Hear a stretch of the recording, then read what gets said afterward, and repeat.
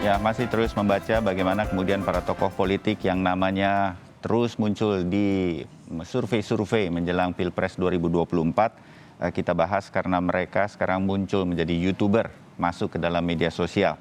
Ada Yunarto Wijaya, Direktur Eksekutif Carta Politika, juga masih ada Mas Kunto Adiwibowo, pengamat komunikasi politik dari Universitas Padjadjaran, dan ada Enda Nasution, pengamat media sosial.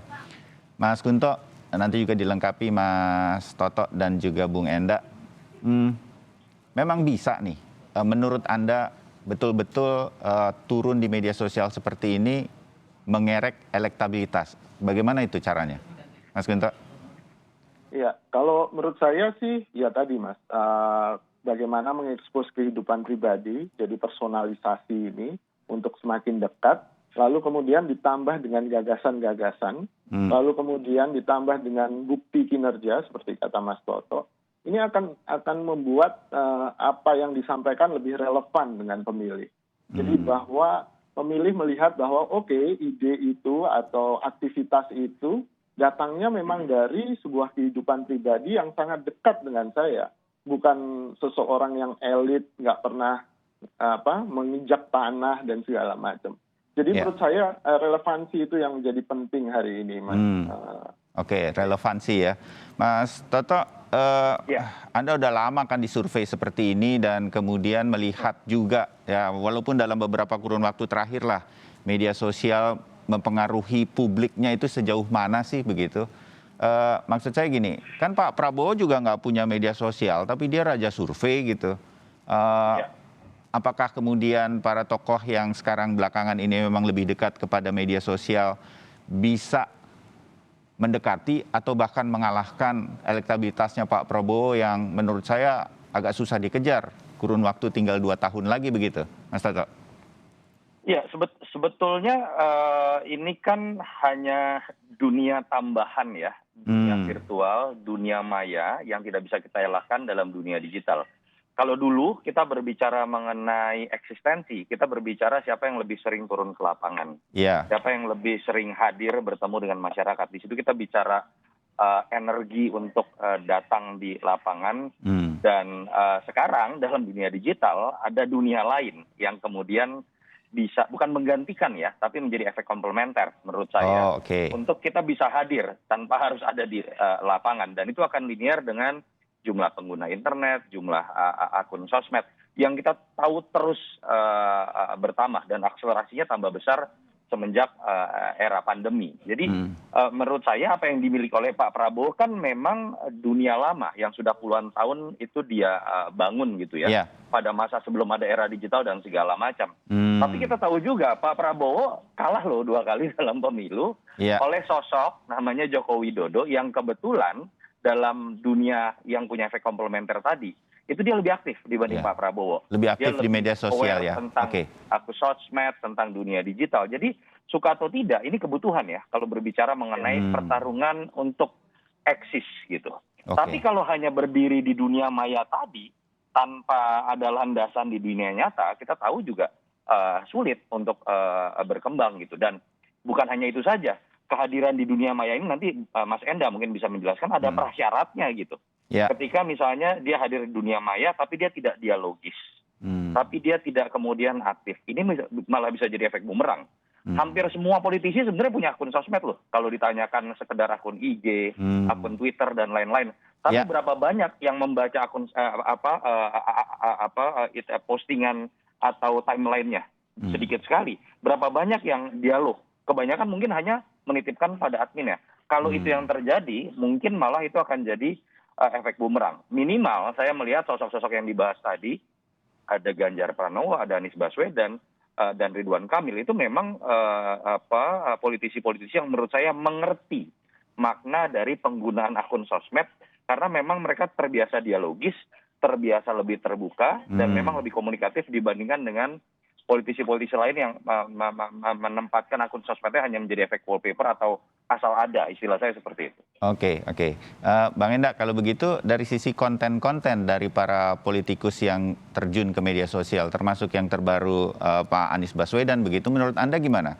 Sudah dialogiskah? Sudah benar-benar memenuhi syaratkah untuk berada di dalam dunia media sosial begitu? Anda melihatnya lah paling tidak so far. Ya. Satu mungkin menyambung Mas Kunto juga tadi soal relevansi ya. Juga yang pengen masyarakat lihat adalah seotentik apa gitu kan ya. Satu hal adalah kalau kita lihat hanya lewat media atau kita lihat dari jarak jauh kan kita tidak bisa melihat apakah seseorang capres ini tulus atau tidak, otentik atau tidak.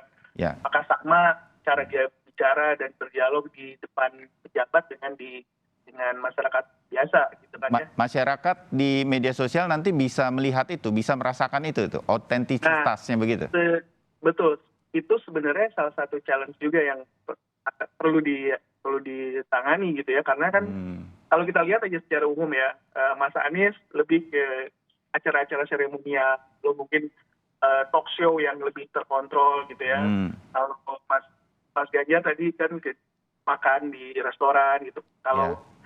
Kalau Kang Emil kan justru malah kesehariannya dia ya yang bisa lebih live dan lebih spontan gitu istilahnya. Kalau kita lihat dalam bentuk IG story atau Instagram ya. Ya. Karena kalau di YouTube kan ada proses editing, ada proses dibagus-bagusin, dipilih di mana foto, tampilan-tampilan yang lebih menarik gitu. Yeah. Jadi memang satu hal adalah konten. Nah ini juga yang kedua nih. Kan ini sebenarnya tantangan buat teman-teman media juga ya. Kalau dulu kan sebenarnya nggak ada pilihan tuh Pak Capres semua harus berkomunikasi lewat media aja. Gitu. Sekarang satu hal yang menguntungkan adalah sekarang Capres bisa berkomunikasi secara langsung ke publik. Mereka punya media sendiri. Iya. Betul. Ada yang hilang di situ, yaitu adalah soal validasi dan juga filtering mana informasi yang benar atau tidak gitu ya. Oke. Karena kalau kita bicara yang baik-baik aja sih ya gampang gitu. Semua orang bisa bikin video yang bagus-bagus gitu. Tapi kan fungsi media di sini justru malah bisa memilah dan memilih informasi mana atau tampilan mana yang menarik, bagus, benar, atau justru malah tidak benar dan bisa bertanya pertanyaan-pertanyaan yang susah gitu. Kalau yang di channelnya sendiri-sendiri kan ya gampang aja. Kalau di media harusnya ya teman-teman media justru bisa membedakan diri. Kita punya kritik terhadap mereka kan sudah pasti. Betul, kalau di media misalnya. Ya. Betul, asking hard question ya. Pertanyaan-pertanyaan yang Pak, kalau ngapain sih kayak gini Pak, gitu ya? Ngapain sih Pak makan something, apa fungsinya? Sedangkan Anda ini dalam masa waktu dibayar oleh negara, gitu. Apa gunanya buat membayar pajak misalnya, kurang lebih kayak gitu. Jadi itu yang hilang menurut saya. Dan selain juga satu lagi yang hilang adalah bahwa channel-channel ini semua in silo, gitu ya. Jadi artinya kalau saya mendukung Ridwan Kamil, saya nggak akan nonton videonya Ganjar, saya nggak akan nonton videonya Anies Baswedan, dan juga sebaliknya. Sehingga ada kritik bahwa informasi itu nggak nyampe ke publik secara luas. Nah itu lagi bedanya bahwa teman-teman media harusnya bisa menyampaikan informasi yang lebih berimbang dan kemudian menyasar seluruh publik ya, jangan mengambil posisi juga supaya kemudian akhirnya orang yang suka nggak suka bisa melihat konten yang sudah diperiksa, sudah dicek gitu ya. Tapi juga karena saya fansnya Ganjar atau saya fansnya Ridwan Kamil, maka saya akan nonton videonya itu aja. Saya nggak terexpose dengan video-video lain atau konten-konten lain yang mungkin mengkontradik informasi yang saya lihat di video yang dari channel tersebut tadi. Iya. Nah, sedikit juga nih, Bung Enda, kan ada menyinggung juga mengenai fandom begitu ya, rasa suka yang ya udah pastilah kalau saya suka sama Ganjar Pranowo ya saya ikut dia gitu dan follow begitu akun media sosialnya. Tapi apakah mungkin saya juga di dalam media sosial begitu, apakah mungkin juga kemudian saya yang nggak suka politik gitu, kemudian jadi tertarik begitu di dalam media sosial untuk coba dengarkan, minimal lah kalaupun tidak follow begitu, tapi saya pengen dengar ini, saya pengen dengar itu, mungkin terjadi di dalam psikologinya netizen gitu di media sosial, Bung Enda. Mungkin ya, cuma nah ini ada istilah yang kadang-kadang suka kita salah kaprahkan adalah yang viral. Ya kan, sesuatu yang sekarang sangat dikejar, yang viral itu artinya kan yang dia menyebar tanpa kita dibayar, tanpa kita menginfeksi orang-orang untuk ikut menyebarkan. Nah, biasanya bahkan mungkin bukan di media sosial yang terbuka, tapi justru lewat WhatsApp grup nih. Sebagai contoh, kemarin ya ada kontennya Mas Anies yang di TV lain itu ya, yang kemudian di roasting, lalu kemudian menyebar. Akhirnya orang yang nggak peduli juga Jadi melihat, pengen tahu gitu ya. Jadi pengen tahu dan akhirnya mana sih videonya gitu kan. Nah, Oke. konten-konten seperti itu negatif atau positif mungkin Mas Toto lebih tahu tuh soal likability dan awareness gitu ya. Ini Iya. konten yang negatif juga bisa viral, itu menguntungkan atau enggak tuh sebenarnya buat si capresnya itu. Gitu. Oke, ya terbayang. Bagaimana kemudian hal semacam ini coba diviralkan sehingga kemudian menjadi etalase atau penarik perhatian begitu ya. Mungkin Dan saja bisa, ini akan, ya cross kan? audience ya, ke audiens Ya. yang selama ini mungkin nggak ngelihat gitu. Ya, mungkin kita akan melihat nih viralnya Kang Emil, viralnya apa segala macam, sebenarnya itu teaser untuk menuju ke sesuatu. Mungkin saya jadi dapat bayangan nih dari Bung Enda. Mas Kunto, Anda di beberapa tulisan sebelum saya ngobrol nih, saya juga mencari beberapa artikel mengenai apa bahasan kita, dan kemudian muncul juga analisa Anda bahwa beberapa kepala daerah termasuk Anies Baswedan itu tahun depan, mungkin tahun terakhirnya sebelum kemudian 2 tahun menjelang 2024 harus jeda dari panggung politik. Kan berhenti dulu jadi gubernur. Nah, di titik inilah kemudian media sosial menjadi pilihannya. Kira-kira begitu. Ini akan terjadi di beberapa kepala daerah dong. Menurut Anda ini bisa terjadi seperti itu, Mas Kunto? Ya, betul Mas Bayu. Kalau menurut saya yang penting dalam tulisan saya dan pemikiran saya adalah soal isu ownership. Bukan hanya platformnya, bukan hanya YouTube-nya atau Instagram-nya, tapi apakah tokoh-tokoh ini punya isu yang bisa diasosiasikan dekat dengan dia gitu. Misalnya Pak Ganjar sekarang kan membangun persona kan, dan membangun isu tentang kemiskinan, kedekatan dengan rakyat kan itu. Ridwan Kamil dari sisi lain lebih kreatif, lebih inovatif. Sedangkan Pak Anies Baswedan mungkin lebih tangan dingin, terus kemudian birokrat gitu kan, atau mungkin lebih cerdas gitu. Jadi menurut saya ini membangun persona, dan kemudian bagaimana persona ini tidak hanya berhenti di media sosial. Kan kita tahu media juga sering picking up isu dari media sosial kan. Dan ini adalah keuntungan lain bahwa tokoh-tokoh ini punya kekuatan agenda setting, menyeting agenda media, tapi tidak secara langsung lewat press release atau apapun, dia lewat media sosialnya dulu. Gitu. Ya, hal-hal ini yang juga kita lihat ya. Jadi kalau kita sebut nama Yunarto Wijaya, survei, Enda Nasution, Bapak Blog Indonesia. Itulah yang sedang dicari oleh mereka untuk disampaikan kepada segmen anak muda sekarang. Kira-kira begitu ya, Mas Kunto ya. Inilah yang nanti nggak perlu panggung gubernur, tapi orang kalau membicarakan satu hal, birokrasi misalnya, ingatnya sama Anies Baswedan. Nah, inilah yang dicoba dibentuk di dalam media sosial kali ini. Nah, Mas Toto, kalau orang turun ke media sosial, ini sasarannya siapa? Anak muda berarti? Atau lebih daripada anak muda juga? Kalau di media seperti misalnya media konvensional seperti Kompas TV, lebih jelas lah begitu kira-kira siapa segmennya. Kalau di media sosial, ini anak muda berarti? Kalau berdasarkan data tentu saja ya kita tahu katanya kan pengguna akun sosial media paling banyak 18 sampai 44 tahun. Tapi apakah ini hanya berhenti pada level segmen tertentu? Tidak. Tadi sebenarnya Anda sedikit sudah menjelaskan. Perbedaan utama yang bisa jadi keunggulan atau kelemahan dari sosmed ini adalah ketika ada yang memposting sebuah konten lewat platform apapun, dia kemudian memiliki daya amplifikasinya tersendiri untuk bisa masuk ke platform yang lain atau ke segmen yang lain gitu. Itu secara otomatis akan terjadi dengan sendirinya. Misalnya kita buat sebuah konten niatnya untuk anak-anak muda, bicara tentang BTS begitu ya. Tujuannya kan untuk anak-anak milenial, penggemar K-pop. Tapi ketika kemudian konten ini dianggap menarik, dia bisa keluar ke platform manapun, dibaca oleh semua segmen tanpa terkendali gitu. Nah, ini yang menurut saya menarik gitu. Kalau pertanyaannya adalah dia bisa menjadi sebuah aset, kalau kita bicara politisi ya atau capres ya, tapi dia juga bisa menjadi liabilities pada titik tertentu gitu. Dia bisa menjadi sebuah kekuatan, tapi dia bisa juga menjadi sebuah bumerang.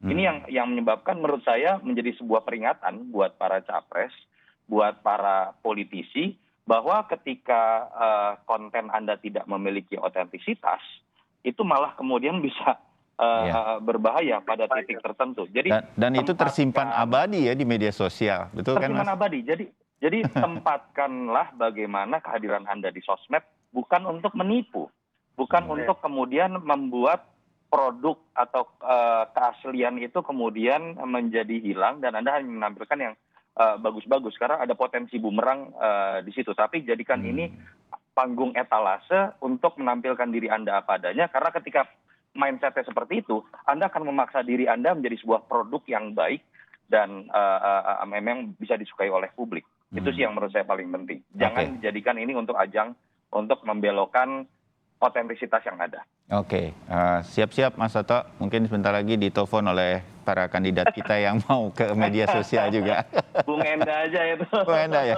Ahlinya. Iya, tapi gini, saya senang sih sebetulnya kalau iya bahwa target market mereka di media sosial adalah anak muda. Satu, anak muda itu banyak yang kurang tertarik sama politik. Saya mengambil contoh putri-putri saya lah, mereka susah betul tertarik untuk politik ya kan. Mungkin dengan cara ini politikus punya cara tersendiri. Yang kedua, 2024 itu kan pemilihnya memang pemilih milenial kan, anak-anak muda yang akan nanti banyak memilih. Nah Bung Enda, apa yang kemudian mereka bisa lihat, perhatikan dari akun-akun para politikus yang namanya digadang-gadang bisa saja menjadi calon presiden atau calon pemimpin Indonesia di 2024 ini untuk kita lihat dan akhirnya mereka bisa tahu pemimpin terbaik versi mereka, Bung Enda? Ya, bukan hanya milenial ya, bahkan sudah Gen Z ini sekarang kan, yang sekarang anak saya umur 16 tahun, belum sekarang nggak peduli sama sekali, tapi dalam waktu 2 tahun lagi nanti dia sudah boleh mencoblos gitu. Nah, iya. Jadi memang satu tantangan, artinya gini, memang dalam bentuk, kalau menurut saya ya, di satu sisi memang komunikasi politik tetap harus dilakukan, tapi apa sih konten-konten yang sifatnya bunyi dan tadi balik lagi relevan dengan si generasi Z ini gitu. Tapi di sisi lain juga jangan ngebanci gitu, jangan menghalalkan segala cara untuk supaya kemudian akhirnya didengar oleh generasi Z dan milenial ini, terus kemudian melakukan hal-hal yang kayaknya nggak pantas. Jadinya mungkin ya tadi akhirnya efeknya adalah efek tempelan atau efeknya tulus gitu ya, hanya sekedar untuk mengenalkan diri. Menurut saya bisa dicari jembatan-jembatannya ya. Mungkin tidak akan tidak akan seluruhnya generasi muda atau generasi Z ini semua suka gitu. Tapi at least di antara mereka menurut saya ada juga lah yang calon-calon aktivis, mereka yang suka-suka dengan isu sosial dan isu politik gitu ya. Ini yang bisa ditangkap gitu ya. Kayak pendidikan parlemen untuk anak muda, pendidikan demokrasi untuk anak muda, kepemimpinan untuk anak muda, ini kan semua adalah low hanging fruit yang sebenarnya bisa diraih, dijemput gitu ya oleh para politisi ini, masuk dari sisi politiknya juga, tapi masuk dari sisi anak mudanya juga, tanpa harus kemudian jadi melakukan hal-hal yang kayaknya demi pencitraan, lalu kemudian mau tampil di depan anak SMA, di depan anak kuliahan, tapi terus nggak dapat apa-apa juga. Oke, terbayang. Jadi seperti Mas Toto tadi ya, jangan palsu, tampil saja apa adanya. Tapi mudah-mudahan ini yang bisa mencuri hati para netizen, terutama anak-anak muda. Mas Gunto, bagian akhir deh. Kalau ya begitu, ini adalah sebuah cara komunikasi politik begitu. Lewat sebuah cara, mungkin juga referensi dari politikus atau situasi politik di luar negeri, Amerika mungkin, di Inggris mungkin, yang selama ini menjadi Mekahnya atau patokan kita kalau melihat politik begitu, terutama dalam pemilihan presidennya, nah atau demokrasinya begitu. Apa yang bisa jadi jaminan bahwa upaya para tokoh ini, para politikus ini untuk mencuri hati netizen itu bisa berhasil? Paling tidak menurut Anda, Mas Gunto? Ya, kalau menurut saya sih, saya juga agak skeptis ya Mas Bayu ya. Dalam artian ini komunikasi politik lewat YouTube itu harus ditreat sebagai salah satu instrumen dari sebuah orkestra besar. Gitu. Jadi bayangkan YouTube itu kayak alat musik gitu kan, nanti ada alat musik lainnya, TV, ada alat musik lainnya gitu, dan masing-masing punya tone, punya nada, cara berkomunikasi yang berbeda, kemudian penempatan isu yang berbeda, tempo yang berbeda. Nah ini harus diorkestrasi dengan hati-hati oleh para tokoh ini. Iya. Jadi hanya mengandalkan YouTube menurut saya juga nggak akan kemana-mana gitu. Cuman kalau ini diorkestrasi dengan bagus, nah ini jadi musik yang merdu dan orang ingin mendengarkan itu pastinya. Setuju. Seperti yang Anda bilang seperti Pak Prabowo tadi. Pak Prabowo mungkin belum ke YouTube sekarang, ya kan? Tapi lambat laun dia akan merasakan bahwa instrumen ini penting. Tapi Pak Prabowo udah punya orkestra lain kan, gitu. Yang tidak ada YouTube di dalamnya. Nah, ini tinggal masalah efektivitas adalah menurut saya efektivitas orkestrasi tadi, bukan hanya dalam satu platform. Ya, oke. Terbayang. Mudah-mudahan ini menjadi masukan bagi mereka. 20 detik, Mas Bayu. Iya, silakan. Enggak, saya terlepas beberapa kritik dan masukan kita ya terhadap para politisi yang sudah masuk ke dalam sosmed atau media atau kanal YouTube. Tapi minimal menurut saya ini kemajuan dibandingkan masih ada politisi yang menggunakan aspek baliho masif, billboard, apalagi memaksa-maksa misalnya anggota partainya untuk memasang hal tersebut. Karena baliho nggak bisa dialog, karena billboard tidak bisa berkomunikasi. Jadi minimal menurut saya apa yang dilakukan oleh beberapa politisi ini udah sebuah kemajuan, tinggal bagaimana kontennya bisa dipastikan otentik dan kemudian sesuai dengan apa yang mereka lakukan di lapangan. Itu aja sih. Tanpa menyebut nama dan saya menyindir siapapun ya. Ya, oke. Dimengerti Mas Toto, tapi mungkin itu juga yang selama ini kita sebagai publik melihat dan merasakannya begitu, dan berani berdialog, walaupun kali ini melalui media sosial, itu sudah sebuah kemajuan bagi para politikus kita. Mudah-mudahan ini yang terjadi, sehingga mereka bisa lebih dikenal dan lebih dekat lagi. Apalagi kalau mereka bisa punya 3 konsultan seperti Anda bertiga nih, paket lengkap menurut saya, ya nggak? Bung Endo, Mas Toto, Mas Kunto.